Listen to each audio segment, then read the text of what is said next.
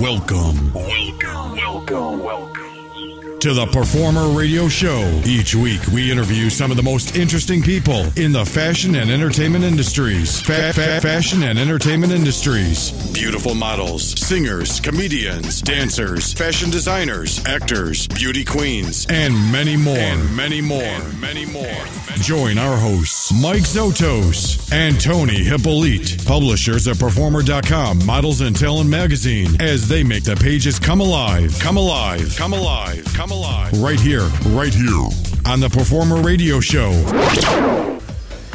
Well, it's December, and we're back here at Performer Radio on IDEO.com, and we're kicking things up in grand style tonight. We have a couple of amazing guests, including a beauty queen, a pop star, and a really great producer, whom I've known for many, many years. In the booth tonight, we have Mr. Tony Hippolyte. Tony, say hello. Good evening, ladies and gentlemen. There you go. Tony's diligently still working while we're on the air. He's got his notebook computer sitting right on his lap, or laptop, I should say. And we have the beautiful Miss Jessica Graff. Jessica. Hi, everyone. Jessica's going crazy these days because she's got a lot going on, including a birthday coming up next Tuesday night. I'm getting old. No, you're not. Come on. Yeah, she's going to be celebrating this Friday night, at Cure Lounge. We're having our release party for Performer.com, Models and Talent Magazine, and we figured we'd throw Jessica in the mix and celebrate her birthday there as well at the same time. Come out and celebrate, everyone. It'll be a good night. Cure Lounge. That's going to be TJ Green Tea Enterprises. Is that correct, Tony? Yes, sir. Okay. His mic almost fell over. And then we have, tomorrow night we have the New England Nightlife Awards, which is going to be at the Paradise Rock Club up on Commonwealth Ave near BU. And that's going to be also not just awards, but Jessica's going to be in a competition for Miss New England Nightlife. Vote me for president. Miss Nightlife. Presidents in the future, I'm sure. And next week, we have on the 14th, also at Cure Lounge, we're having the release of the Beantown Beauties calendar for 2013. And both Jessica and our first guest, Miss Regan Hartley, are going to be in that calendar. So we would definitely want people to come and check that out. And Regan, we have Miss Regan Hartley here in the studio with us this evening. Regan is not only a model, but she's a pageant queen. She won the title of Miss New Hampshire 2011. That is the Miss America system, correct? Yes. Yes. And Regan has been. She also did participate in the Miss Massachusetts USA. You basically moved from New Hampshire to Massachusetts. Is that correct? Yep, New Hampshire to Massachusetts, and the Miss America organization to the Miss Universe organization. There you go, Miss Universe. And there were 72 you're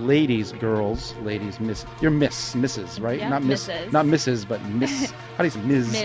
Ms. Okay, 72 young ladies participating in that pageant, and you placed first one up. I did. Yes. So, and the winner was Miss Sarah Kidd, who was also Miss Central Massachusetts, and we interviewed her back in August. Correct, Tony? Yes, sir. You got that right. Okay, Tony. I have to ask Tony these things because sometimes my mind goes right, Jess. That's because you're older. Yes, I'm getting old, but you are older. Oh, okay. That's okay. That's okay. That's perfectly acceptable. That was back in August, and of course, she kind of looked the part at that point in time too. She was getting ready for the pageant. So if she wins Miss USA now, that means by default you're automatically Miss Massachusetts, correct? I would take over the duties as Miss Massachusetts USA 2013 rather, right. But then I would be able to compete again if I wanted to. Oh, really? That's how it works then? Yes. So if you become Miss Massachusetts 2013, if Sarah wins, due to default, yes. Or for some other reason, then you can get to compete again in the pageant immediately? No, actually, I think you have to take a year off and then you can compete again. But say for some bad reason, Sarah was not able to go to Miss USA, I would then be going to Miss USA in June. Right, exactly. Yeah. It depends on if something happens before exactly. that. So hopefully not. So that's good now, because I was going to say, you kind of get cheated in a sense because you can't compete. Experience, yeah. Right, exactly. I mean, if you came after the pageant, so the fact that they allow you to do it, it seems though if you're at the cutoff age though, they would have to let you do it again immediately, wouldn't they? I don't know. I have 5 more years, so. Oh yeah, you're not worried about that. She's got a long way to go. I'm younger. Yes. Hey, you're older than me still. There we go. Now, you're studying right now at Suffolk University, correct? Yep, I'm a senior there. You're a senior. What's your field of study? I am in marketing and public relations.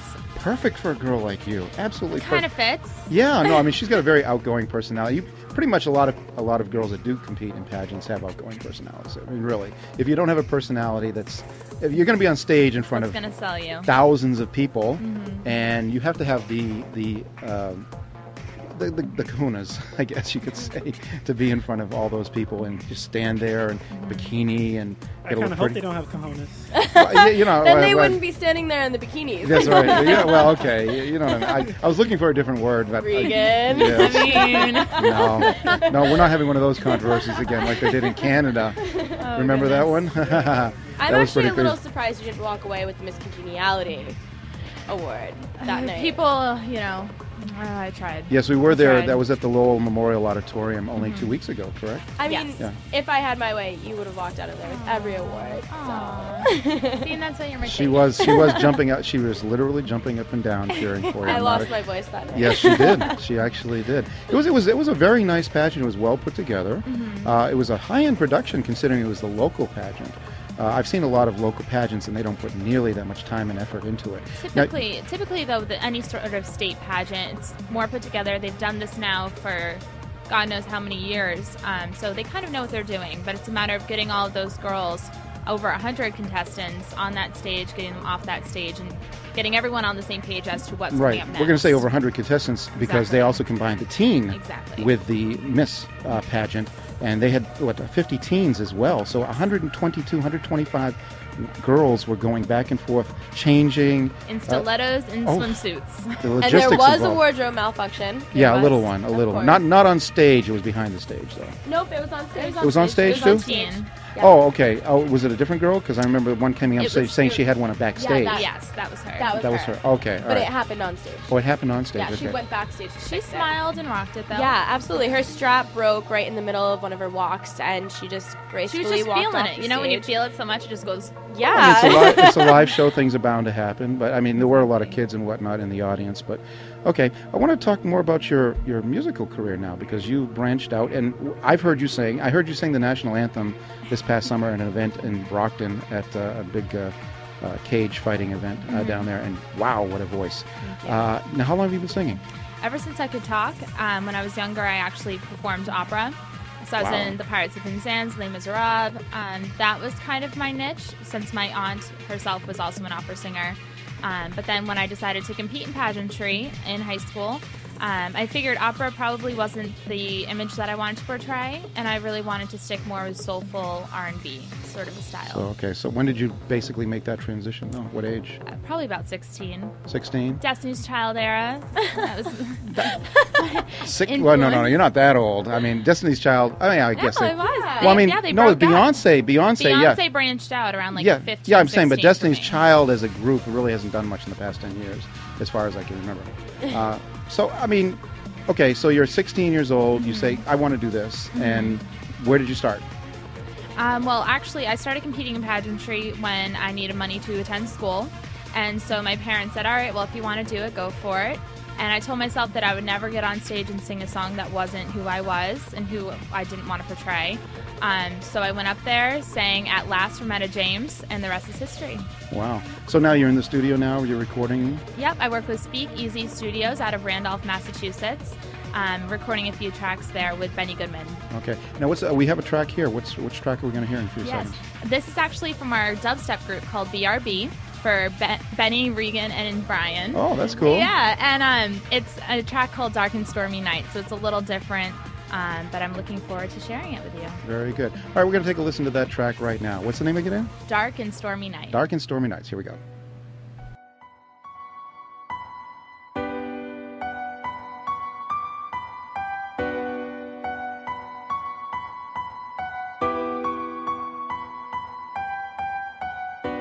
Are we drifting, still believing?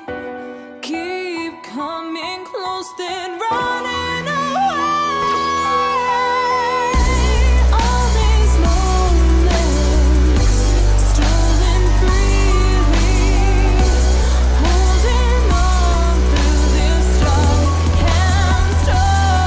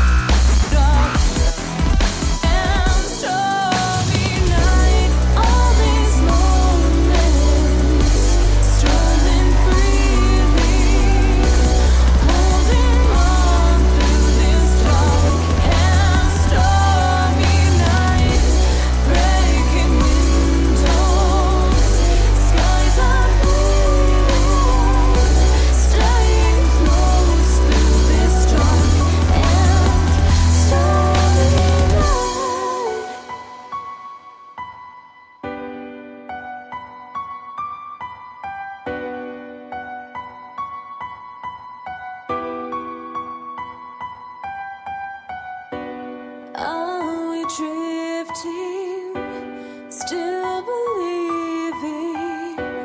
Keep coming close, then running away.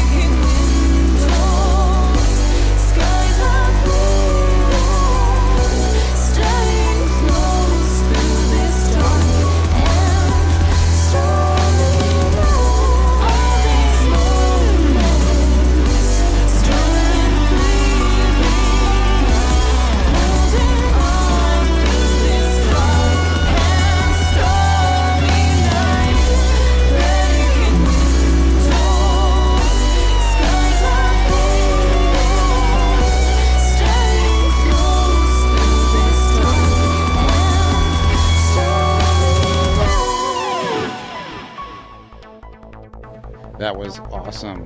Very good job, Regan. Now, obviously, that is a little bit different flavor than what you do with Ben Ben Goodman, your producer. What is the other project you guys are working on? We actually are in a modern rock band called The Evening, and we played at the Hard Rock actually last week. Very good. Yeah, so we're doing a lot of work right now. Just got signed to X-Off Records. X-Off Records. Exactly. Huh? Where are they based out of? They are all over the place, but mainly Maryland. Maryland. So, yes. So DC area, roughly Baltimore, DC. Exactly. Cool. And now, how long has Ben has been part of The Evening for a while now? When did he start? Before I was born. Just Way to kidding. love Just Ben, kidding. I swear to God, that's okay. Ben's gonna love that. Yeah, right. That would put him in about 8 years old or so, give or take, or something like that. But that's not so bad. Yeah, Ben's basically a musical prodigy. And, he's great. He's been doing this for a while, and his studio is down in Randolph, correct? Yep, called Speakeasy Studios. You can find us on Facebook, The Evening, or you can find Speakeasy Studios also on Facebook as well. Okay. Well, speaking of Facebook now, where can people find you?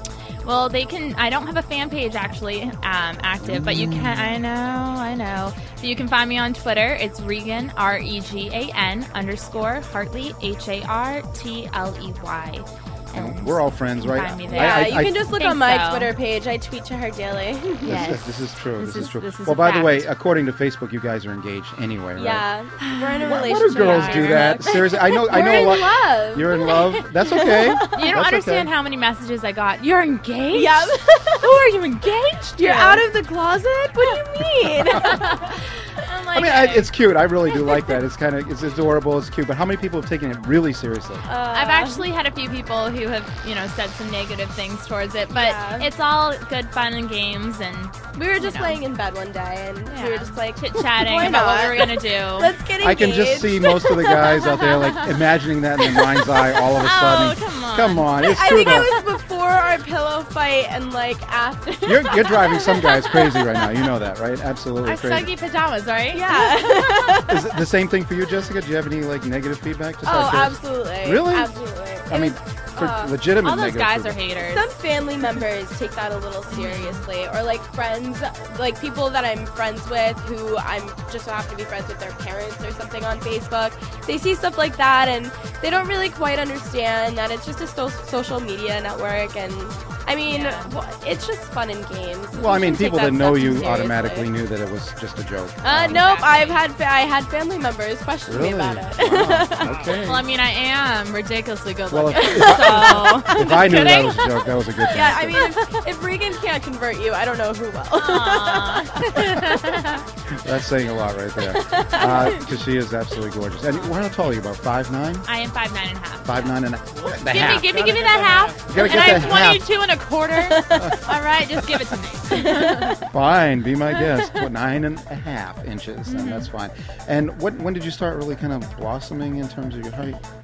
I actually was creepishly tall when I was little. I was about 12 years old and grew a lot faster than my coronation. So I would run into things. I would drop things very easily. I had braces, buck teeth, the whole 9 yards. So thank goodness. The ugly duckling, huh? Thank goodness. But isn't your dad a dentist, right? No, I wish. No? No. Oh, well, sorry. Why, you're gonna get married and you don't know anything, do you? Huh? I know. Shame Right? on you. It's going to be a Jeez. long engagement. Okay? Well, okay, it's gonna be a long I'm day. still waiting for the ring. You proposed Whoa. to me. Okay. well, We're going to get Alex and Ani bracelets. There you go. And that's going to be our engagement present. There you go. Alex and Ani's a very big jeweler down in Rhode Island, too. Or jewelry company. Worldwide. Jewelry. Yes. Oh, I'm saying they're based in Rhode Island. So what's next for you, Regan? Well, right now, we actually went to the Boston Music Awards and met up with a few people hoping to collaborate with. That I cannot disclose, unfortunately. But we are currently working to go to Sundance in a few weeks, that big music festival, as the evening, and then also doing a few things, just waiting for the new songs to finally come out and to see the new additions to our band, Samantha and myself. So Now, Samantha's the other female lead in the group? Correct. Okay. So for the dubstep group, it's you, Samantha, and Ben? Is that correct? No, Oh, the dubstep is Brian and Ben. Brian is Ben's Ben's brother. Yes. Okay, right. So we are in that group as well, and it's called BRB, so it's kind of fun and a little different. Does it mean How be right new is back? that? Yeah, be right back. This is Be right back. fairly new, Okay. so this is the official release. I can't wait for the CD to come out. It's going to be awesome. Do you have an expected time? Honestly, between everything with the evening right now and trying to get all my ducks in a row, probably, I want to say a year. Yeah, probably about It takes a that. long time. In this It does. business. It A really lot of people does. think, I'm just going to put out a record and I'm going to get famous real quickly. Sometimes you have to take 3-4 years before you can get out there, even when you're signed to a major label. The Exactly. group that we're having, I think maybe next week, Amir, they were signed to a major label for 2 years before their first single came out. 2 years before a single came out. Now it's being played all over the country, radio, everywhere, and they're touring the country and doing a lot of press. So, people got to understand that when you get signed to a label, major, independent, whatever, it's not the end-all, be-all, and things aren't going to go in the time frame that you think they're going to go in. Oh, no. And also, we want to make sure that whatever we do release is top-notch. That Absolutely. it's different, that it's exciting. So we're really looking forward to, especially the new 2 singles that we just have written to finally be recorded and shared. Now, does Ben do most of the producing, or does he have outside producers as He well? has some outside producers as well, but for the most part, I can kind of convince him to do it. Yeah, he's done a couple tracks for me, for some of my artists that I've had in the past too, and he is very diligent. I can put it that way. Unless it's absolutely perfect, he will just just keep going. I will be keep in going. that studio box singing the same line over and over and over again until it's absolutely perfect, and then he'll be like, "All right, you can come in for a second," and back in there. And- Well, when you put your name on something like that, Exactly. you have to respect the artists that take the time to do it the correct way. Exactly. It is a representation of What kind of formal vocal training have you had, or is this just all natural talent? Oh no, I grew up singing just naturally. I was in the back seat actually when I was about 3 years old singing the Titanic song. And my grandma looks back and she goes, "Well, listen to that voice." And I just never stopped. That was just something that I loved to do and something that was a representation of who I am and who I want to become and who I want to share with the world. So it was just perfect for me. But I did do opera professionally when I was very young. Okay. I can honestly attest to that I've heard her sing live without any effects, no backing tracks or anything else, and she has a supreme voice. You're very welcome. And so when you do start performing live, I definitely want people to come out and check you out. Have you done, during your set with the evening, do you do any solo stuff during the set, like just a cappella or anything like that? We actually have a lot of cool things up our sleeves, and so hopefully we'll be doing an acoustic set in a few weeks. I'd love that. That'd be But great. all raw instrumentals, raw vocals, beautiful harmonies. The great thing about the evening that I think is so different, especially for a Boston-based band, is the fact that we all have so many different tones and different styles that we love to sing, but that we also can collaborate together to create this I don't even know what to call it, this sound that you can't pass up. That's It's awesome. really cool. So it's called The Evening. Check them out. They play out a lot in the Boston area. You can find them on Facebook too. Yep. So And also our website is theeveningrocks.com. that's great. Well, Regan, thank you very much for stopping by. We know you have to go to work now, too. I know. She works at Bijou, so people go on down to Bijou, have a drink. See Regan Buy a down there. table. Buy a table, Pop please. some bottles with there. And we're going to see you again on Friday evening at Cure, correct? Yes, you can Absolutely. see me there. Very good. All right, we're going to take another break now. We'll be back with a couple more extra special guests. And see you later, Regan. Bye-bye. Models, singers, comedians, dancers, and so much more. This is the Performer Radio Show. Vanessa Williams has one of the best voices in modern music. Did you ever wonder what got her hooked on music when she was growing up? My fondest memory of music in school would have to be playing French horn in the high school orchestra. Under the direction of Mr. Angelo Marasco, we got a chance to travel all over the world. We went to Caracas, Venezuela, Miami, Florida, Nassau, Bahamas, and Seekonk, Massachusetts. Music is like team sport, says Williams. Kids are in it together. Music is good for kids because it teaches you a craft. It demands perfection. It forces you to excel. And it also allows you to be a part of something beautiful that makes wonderful music that transcends all kind of boundaries. A PSA brought to you by MENC, the National Association for Music Education, Gibson Guitar, Baldwin Piano, and this station. Music, part of a sound education.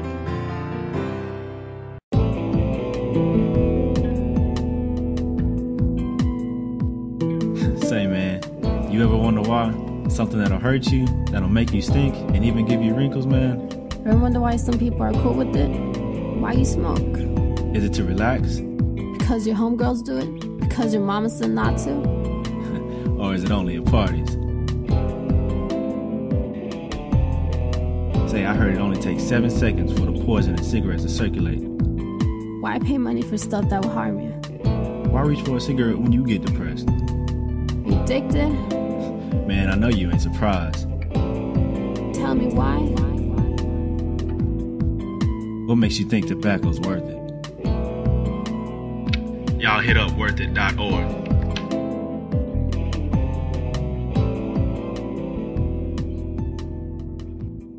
Chillin' in Jeremy's riding down the expressway with Lisa, Victor, and David and his sister Shantae. David lights a cigarette during the ride that unleashes a cloud of cyanide. We're all having fun, kicking bass so sick, but we're sitting there breathing is arsenic. I'm feeling those fumes all down in my spleen, ammonia and methane and benzene. I roll down a window, stick my head outside, but I can't escape the formaldehyde. Carbon monoxide, chloroform too. I don't wanna be no goody two shoes. I just want to hang at the mall, not sucking a bunch of nicotine, y'all. One lit cigarette instantly gives off 4,000 chemicals that you breathe in. A lot of them known to cause cancer, even if you're not the one smoking. Secondhand smoke. Is it worth it? To get the facts, check out worthit.org. If you've ever been to a Gloria Estefan concert, you know that there are few stars who can match her presence, performance, and talent. The time Gloria first experienced the thrill of being on a stage performing for people was also one of the first times she learned to stretch her wings. My fondest memory of music in school was when I was playing the clarinet. I played the clarinet from 5th to 8th grade in the school band. My mother was pretty strict and never let me go anywhere, but of course, since it was part of the school program, she allowed me to go to Tallahassee, the capital of our state here, on a competition with the school band. Of course, to me, this was incredibly exciting. It was the first time I was allowed to go out of my home without a parent. We had chaperones, but we went there, participated in a 3-day program, and it was some of the most beautiful memories I have as a child. A PSA brought to you by MENC, the National Association for Music Education, Gibson Guitar, Baldwin Piano, and this station. Music, part of a sound education. Okay, back in the studio, and we have a couple of other great special guests here. We have B-Capp, who is a pop singer, a little bit of hip-hop and a little bit of pop, right? A little bit mixed in. A little bit of everything. A little bit of everything. Malik, can we get a mic on him? He doesn't have a mic. oh, you got that one right there? Okay, we're going to share. We're going to share? Me and Malik going to share. Okay. It's Christmas season. You're going to have to get Everyone really needs to comfortable with each other, really close. We are, yeah. Malik knows his way around a microphone, that's for sure, after all these years. Definitely. And we got B-Capp's dad in here. Dad, Hi, Dad. You manage. You put that mic right up to you. Right up to you. Just put it right. How are you? There you go. How you doing this evening? Great, thank you. And where do you guys live now? You live on the North Shore, correct? South Shore. Oh, South Shore. I'm yeah. sorry. I apologize. And you've been. Don't tell them where they live. You already have I said enough North fans. Shore. That's a lot of towns. I mean, whoops. There you go. I mean, if they're dedicated enough, they'll sniff them out. No, I mean it's. I mean North Shore, South Shore. I just want to get a basic general idea. The commutes into Boston are always hard when you have to do stuff like this and whatnot. So depending on where you live, it might be a little bit easier. We're still getting a little bit of a mic problem here. That's all right. We'll fix it. So Dad, yeah? I can see you way over there. How long have you been? You guys been? Are you manage your son? Is that correct? Yes. Okay. So how long have you been manager? Since he started, since birth? 2.5 years ago. 2.5 years ago? Well, I know you've been dad for 20 years, right? He's been managing since birth. B-Capp just turned 20 several days ago. Congratulations. Yep. No longer a teenager. I wanted to bring you a cupcake, but I forgot. That would have been nice. I ate it on the way over. I'm on a diet. I'm on a diet too, so we can't do that. It didn't work out too well. That was nice. You're welcome. Now, 2.5 years, did you just all of a sudden say, hey, I just want to do the pop scene? And how did this start? I'm really blessed because I was one of those kids that had a dream growing up and stuck with it. And, just over the past couple of years, I guess it was just kind of like something that I've always wanted to do from the time I was just a little kid. And, just applying myself, meeting good people. Obviously, I got my parents that are totally behind me. Just kind of everything came together, and Becap was born, the artist, and I went to a theatrical school for 15 years. Oh, okay. So I did acting, singing, and dancing for all those years. So it was always a part of me, but I always want to be a solo artist. I always want to be the dude in the scene. So just been grinding. NSYNC. Was there any? I loved NSYNC. Was there any specific incident or a person, a catalyst that said, "Now I'm going to do this"? Like all of a sudden, you're doing the performing arts. Yeah. You're performing, but what clicked and said, I'm going to go in this direction all of a sudden? I don't know. It was just kind of like time. I was doing some good acting stuff in New York, and I was in this thing called New Stars, and I was, there was a lot of kids from this area that did it, and I was selected all the way to there was 2 people that got kind of on a handshake agreement, like a manager. So I was one of them, and that was cool. But then I went through high school and just kind of decided I wanted to be like a solo artist, writing my own music and just getting into it like that. So it was a slow transition. Yeah, in a way, but it was something I always wanted to do. Right. Yeah. Well, that's pretty cool. And during that time, did anybody else, like your peers, your friends, did anyone know that you were doing this, or is this kind of like on the down low, or what was it? It was kind of DL. It was Dad. Just for a little bit. Dad wants to chime in. Go ahead. What I want to say is, it's funny because he was up in his room for a good solid year, writing music and doing his thing. And one day he said, "Hey, Dad, come on downstairs. I want you to check this stuff out that I've been working on." And I went downstairs. We have our own sound because I do other events, and I was literally blown away. Watching him, and that's when I realized we really had something here. You made Dad proud. And yeah, and we started doing shows, and just sort of building a little bit here and there. And so up until that point in time, you had no idea what he was doing up in that room. I did. I mean, honestly, I honestly, you must have been thinking some really interesting thoughts at that point. No, I honestly knew from a real young age that this is what he was destined to do. It's been a part of him since the age of 3, and I just knew. It was just a matter of time. I felt it somewhere, whether it be acting or singing. That's cool. Well, I mean, growing up, I won all the contests, all the singing, dancing, the whole 9. Like the community audition type of stuff? I mean, just anything not to sound cocky, but I think of myself as a winner. I don't do anything unless I think I'm going to be the best. I always strive to be the best. Well, that's good. I mean, yeah, it's a good mentality. There's a difference between cockiness and confidence. Confidence, yeah. Yeah, and that's you got to make sure you don't cross that line. Yeah. Because people will sniff that out immediately and say, I don't want to do it. No, that's not attractive. Yeah, it's not exactly an attractive my point. trait. Especially in this industry, in this day and age, Mm-hmm. People we don't want any more Lindsay Lohan drama or anything else. You talk talk to any producer. Or, Are you comparing Brandon to Lindsay Lohan? No, absolutely not. That's a whole different. Absolutely. I'm just saying in terms of attitude and things like that. You know, that's what I'm talking about. So now you've been in the studio a lot recently, haven't you? Doing some new tracks and whatnot. We're gonna be playing a track pretty soon called "Reach for the Sky." Now, tell me a little bit what's the story behind that? You know, "Reach for the Sky" is a song that I wrote during my senior year of high school, and it was just kind of like, you know, just totally about me. You know, it was an expression of who I am, and I came up with this great theme in my head, like about, you know, I'm cousin to the great Rocky Marciano, and you know, my dad's a boxing promoter, my uncle was a champion, so like boxing's always been in my family for so long, and I actually boxed myself. I won the Rocky Marciano tournament in New England, so you know, it was a shorter career, but I boxed, you know, as an amateur for, you know, I got some good confidence, the whole nine. So it was good, and you know, I really wanted to take boxing and, you know, music and just put them together with a video. Oh, cool. So I was working with Malik, and we came up with, you know, I wrote the song, he wrote the music, we put it together. I actually directed the video with Cine Stories, which is this guy Scott Beer and his crew, Cine Stories. They shot the video. Amazing. He's amazing, they're amazing. So it was just dope when it all came together, and people really appreciated it. You know, it was something different in the game. Cool. Now, when it came out, how was it received in terms of?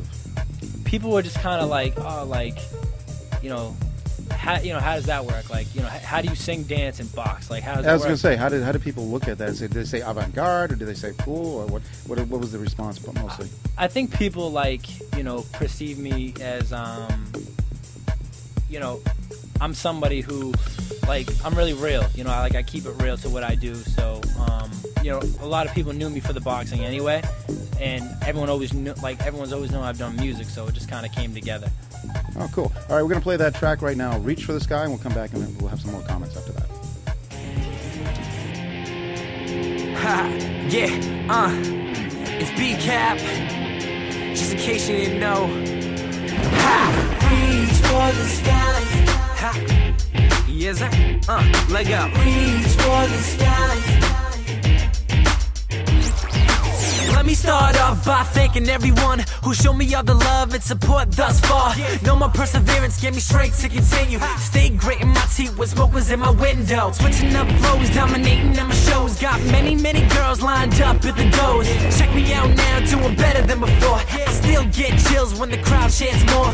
Always knew inside there was unlocked potential. Then I found the key and the door got dismantled. It's not about awards that you put up on your mantle, but to have the people singing your song like an anthem. In a situation, I'm not usually the villain, but I bring it 2 times cause I'm hotter than a skillet. Bounties in my way can be sure to be diminished. Let's take it to the hook, reach up when I sing it. I'ma show you something far greater than before. Back on the ropes, but I still want it more. Something inside said never ever quit. Number one's inside of you, so reach for the sky. Even when the wind's bringing you down, reach for the sky. Round 2. Most people probably thought I did this as a hobby, but it's been my dream since 7, ain't stopping. At age 12 at the gym, started boxing, and it took a couple beatings for my punches started knocking. Gotta take in lumps when you first start coming up, cause champions and winners who are strong and assert themselves. It's about time for me to stop blowing up. Turned 18 and the swag keeps turning up. It's really something being cousins with a champion. Rocky Marciano is the best, no comparison. Stayed undefeated at 49-0 with 43 knockouts, just in case you didn't know. I rip the stage every time I'm at a show, and I'm so cap gunning when I'm spraying with my flows. We in 2000, but the future only knows, so we set our goals high and reach for the sky. I'ma show you something far greater than before. Back on the ropes, but I still want it more. Something inside said never ever quit. Number one's inside of you, so reach for the sky. Even when the wind's bringing you down, reach for the sky.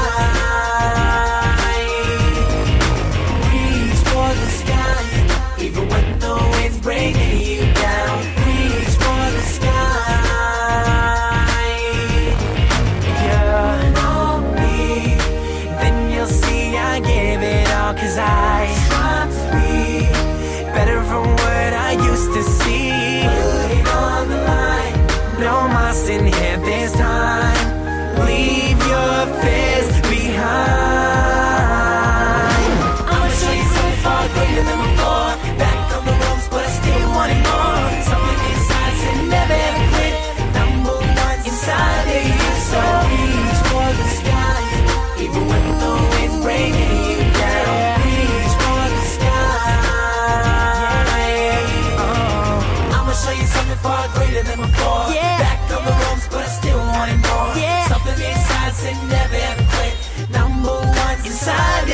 So reach for the sky, even when the wind's bringing you down. Reach for the sky. Reach for the sky. Reach for the sky.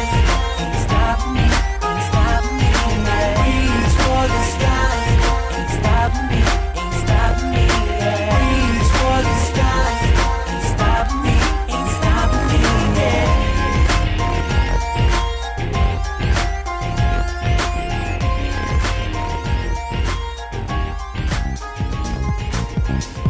Reaching for the Sky, B-Capp.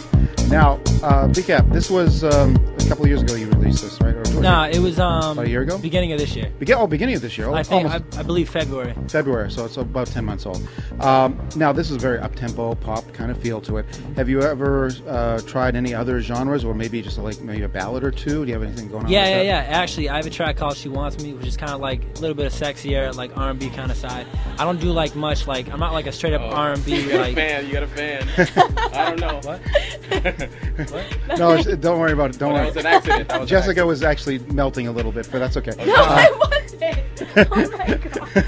I'm sorry, admirer. The video will not lie. People will see it later on. That's okay though. But I'm sorry. Oh no! I was just saying, like, you know, it's like a sexier type of track, and you know, it's tasteful, it's classy. But you know, we want to do like a little bit of the R&B thing, the smooth, you know, with the white fedora hat, kind of like a little like dancing in the rain. Yeah, the dancing in the rain. Half naked, real quick, but but you know, like it was something cool. It was something I haven't done, and you know, something I wanted to do. I like to be original. I want people to like remember me when they see me. Right. Let's be honest. It doesn't hurt with the women, does it? No, that's a plus because that's my main fan base. Yeah, right. Exactly. I mean, you've got a good look. You're young. You're energetic. Thanks, man. And yeah, of course, the demographic, I'm sure, is mostly female, young.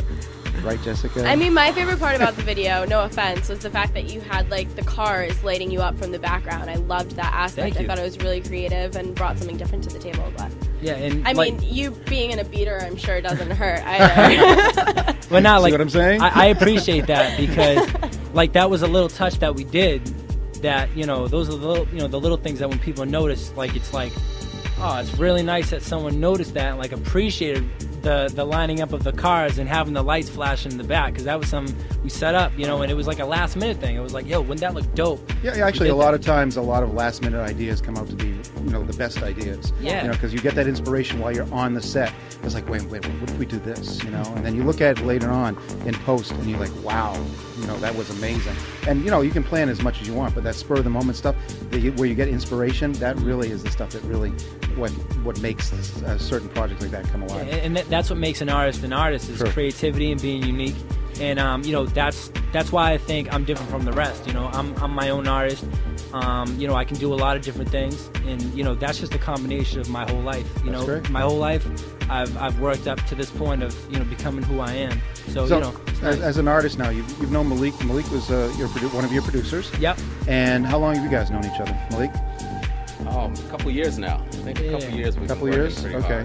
And how did you guys meet? How did you guys get together? That's for another day. That's for another day? Oh, yeah. God, this has to be a good story. That must be a very long story. No, I think we got together more so on a professional recording basis, as far as Brandon writing. He had a bunch of songs that he was doing, I think at the time, some other creative ideas that he was trying to flesh out. And I think that's really how we ended up meeting, through some other mutual acquaintances in the business. And I kind of took him on to just pretty much record. And then as we started spending more time together, I really realized, he was growing as a vocalist. The creative, I mean, just the energy between us. Working together was a lot of fun, so we had a lot of fun. Now, as a producer, have you worked with a lot of teenagers before? Yeah, I've worked with a lot of people that I actually stopped working. Like, I wouldn't do those kind of projects because it takes up too much energy for me to do that. So, yeah, teenagers. I don't know what. Well, by the way, Brandon and B-Capp are the same person. So I just want to make yeah, my bad. Yeah, B-Capp. It's all okay. me. We're trying to keep it as a professional name, but that's okay. Because you know him so well, he's just a natural. And he's not a teenager anymore. Yeah, no, I'm saying, but he's when you first started working with, about 17, give or take. Yeah, about 17, and I think really when we started being creative together, his songwriting, working together as far as production goes and all that, and then we started clicking. That's when it really started. We started coming up with new material, new direction. Well, you're very fortunate you had someone that's as seasoned as Malik working with you. And I'm sure at 17 you had your ideas of what's good, what's bad, and you got someone like this guy right here. It's like, okay, no, you're not quite right about that. Listen to me. That's the way it is. I know I've worked with teenagers too on a different level, and but now at 20, you look back and say, okay, yeah, the dude was right. Yeah. No, I mean, to be honest, like, I'm blessed because a lot of artists, or people that want to be artists, they get lost up in the mix because number one, it's very competitive, and a lot of people don't have someone as professional as Malik that knows what they're doing, that they can actually meet up with and work with at such a young age. So it was really good. We came up with some good stuff. So Malik, now your studio is also in Randolph, Mass, correct? Yeah. And you've been there for how many years? I've been there for a bunch of years that I've been there in the studio, but just to clarify, nothing wrong with obviously working with younger artists. Oh, no. I was just trying to say that it is a little bit of a different vibe and yeah, it's a development stage. stage. Exactly. Whether or not, in my career, I wasn't there. Brandon, he's probably, Becap. My bad. That's me. Brandon. No. I mean, we're like family, so, to grow with someone like that, to really spend time outside of the studio discussing what we're doing, talking about techniques I'm a vocalist, so speaking to him about things that he can do on his own, having him really take me serious, go back at those early stages, coming back and showing improvement, that to me was where my exciting. Now, do you also give him instruction in vocal training or anything else too, or mostly while we're recording, I spend a ton of time showing him examples, giving him your mouth, the opportunity, saying vowels, singing things different. And a lot of structure. He's been like a mentor in a lot of different ways, That's and it's stuff that I carry on, with whoever I'm working with. I've done some work with Lou Balls, and Mike Caputo, and a lot of those, like the basic things of recording, Malik has taught me, and I'll tell anyone that forever. That's just. This professional relationship has become very, very good friendship. Then I take it too. Yeah, we're like family.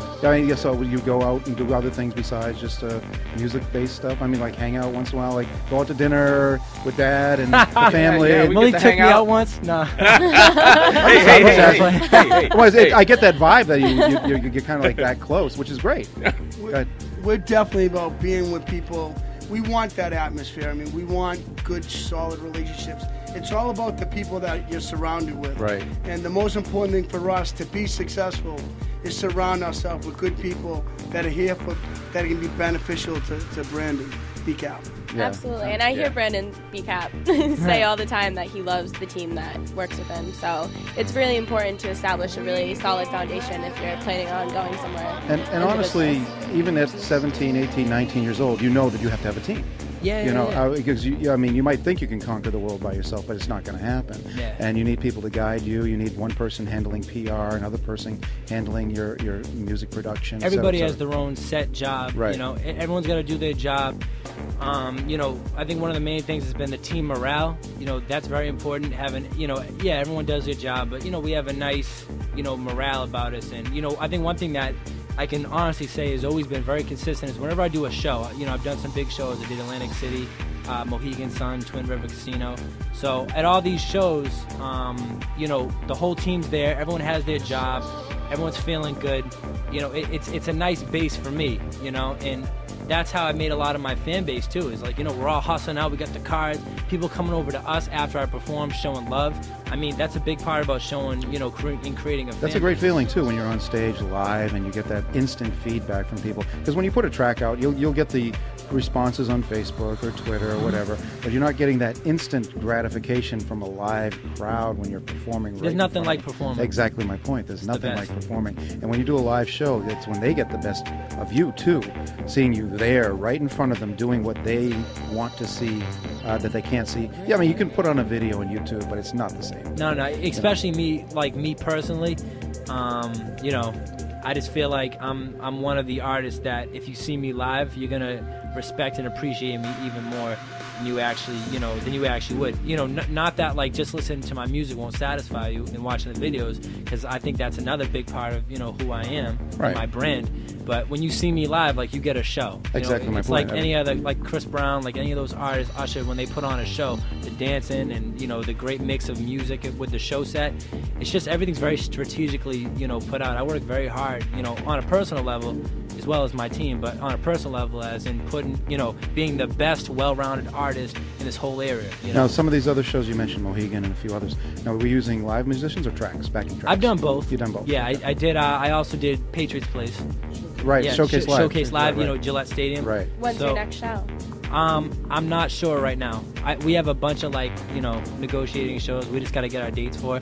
But we haven't seen you perform yet. So yeah, you guys got to come check it out. We're already fans without seeing you perform, and you're saying it's gonna get better. So it's gonna get better. You have to let us know. Yeah. So when you use musicians, Malik, have you backed him up before as a musician? Yeah, Okay. most definitely. I think one of the main things that I wanted to do as far as his growth as an artist is what I could bring to the table is my relationships with seasoned musicians. Right. So if I can take him and introduce him, like you talked about hanging out, one thing that I wanted to do was put him in the position to have relationships with all of these guys that are very, very experienced. And well-connected, too. And well-connected. And so him as a young pop artist, being from Boston, and there isn't not a lot of opportunities to really get to know other music.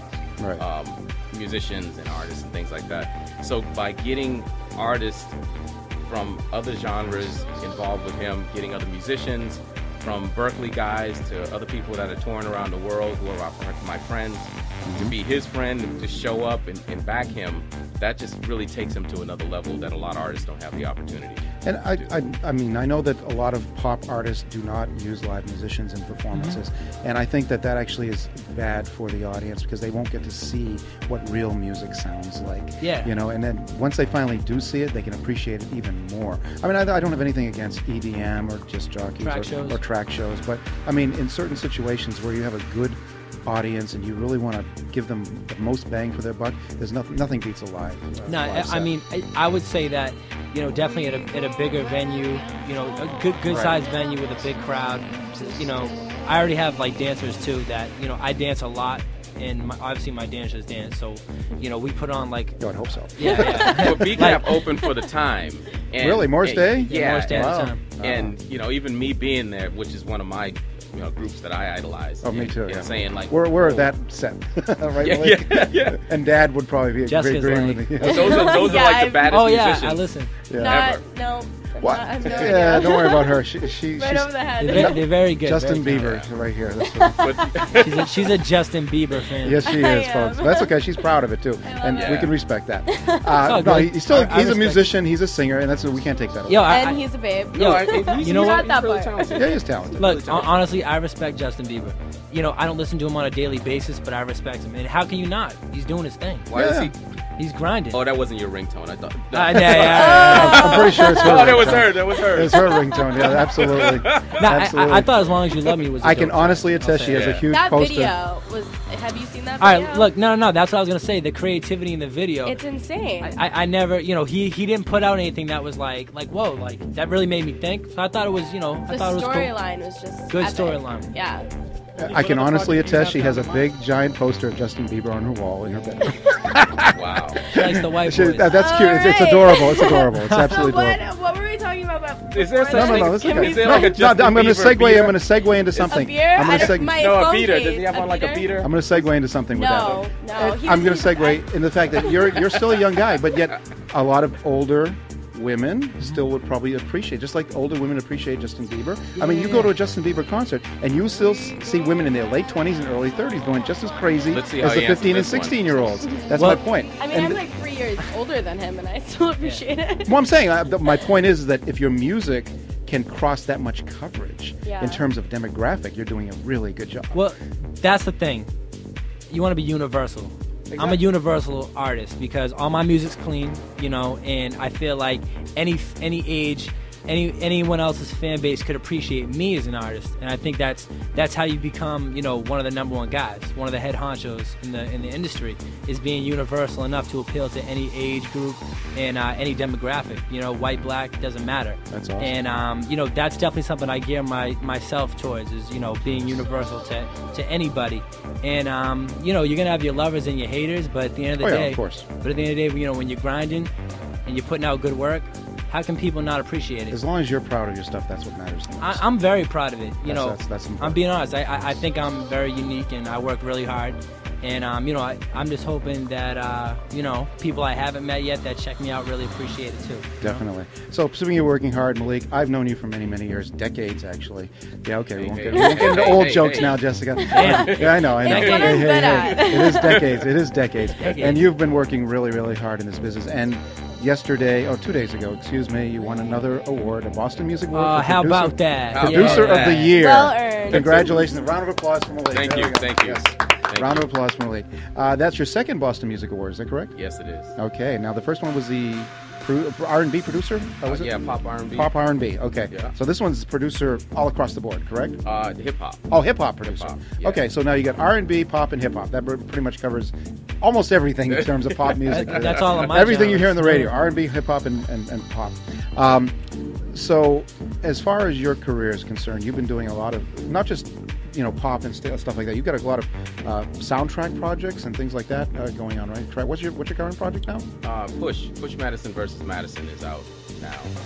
And describe that project a little bit. It's a documentary about Madison Park High School, the Madison Park High School basketball team, and it pretty much kind of puts on display the just the trials and the challenges that these children have trying to get back and forth to school, coming from different projects, all the domestic issues they have to deal with, the economic issues, and trying to be focused in study. So did you score the whole entire documentary, or what? Just a particular sounds tracks in there, or what? Yeah, I'm the composer for the film and the music supervisor. I did a good portion, and then I collaborated with a few other artists, mostly Boston artists, some artists from Atlanta as well. Very good. Now, where can they see this documentary? Right now, it's actually for the next 3 years on ESPN, PBS, and Aspire Network, which is Magic Johnson's cool network. Of course, basketball documentary, Magic Johnson. That makes sense. Yeah. And how long ago did this project come into your realm? Well, they started filming in 2007. Wow. I was asked to be a part of the documentary as far as the music part goes. Probably in 2008, sometime in 2008. Right.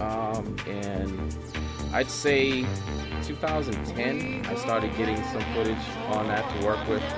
And the beginning of 2011, I believe they were still kind of filming a lot of B-roll stuff all the way up into 2011.